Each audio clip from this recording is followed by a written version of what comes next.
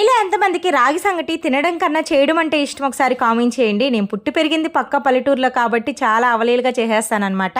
అవును గీతక్క, ఇంతకీ నువ్వు చేస్తున్నావంటే అమ్మ ఏమైంది అనుకుంటున్నారా? కొంచెం పని ఉండి వాళ్ళ ఇంటికి వెళ్ళిపోయింది అనమాట. 24 అవర్స్ మనల్నే కనిపెట్టుకొని మనల్కే చేయాలంటే అవదు కదండి, వాళ్ళకి పనులు ఉంటాయి కదా.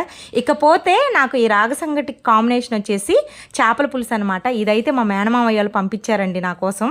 ఇప్పుడైతే బాగా సెట్ అయిపోయింది. కొంచెం కొంచెంగా పనులు నేనే చేసుకుంటున్నాను. అలాగే కూర్చొని ఉండిపోయామంటే అసలు కదలలేము మెదలలేము అనమాట. ఇట్లా ఒక రాగి సంగటి ముద్ద పెట్టుకొని ఇక దానిపైన చేపల పులుసు, దాంతో పాటు ఒక ముక్క వేసుకొని తింటుంటే నిజంగా చాలా అంటే చాలా అద్భుతంగా ఉంది. నిజం చెప్పి ఈ విషయం పక్కన పెడితే మొన్న ఎవరో కామెంట్ చేశారు, పుట్టి పెరిగింది పుట్టింట్లోనే కదా, ఏసీ లేదని చెప్పి పుట్టింటోళ్ళని తక్కువ చేసి మాట్లాడుతున్నావు అనేసి. ఉంది కదా అని చెప్పి ఏదంటే అది మాట్లాడొద్దు. ఎక్కడ నేను నా పుట్టింటోళ్ళని తక్కువ చేయలేదు, అలానే మెట్టినింటోళ్ళని తక్కువ చేయలేదు అనమాట.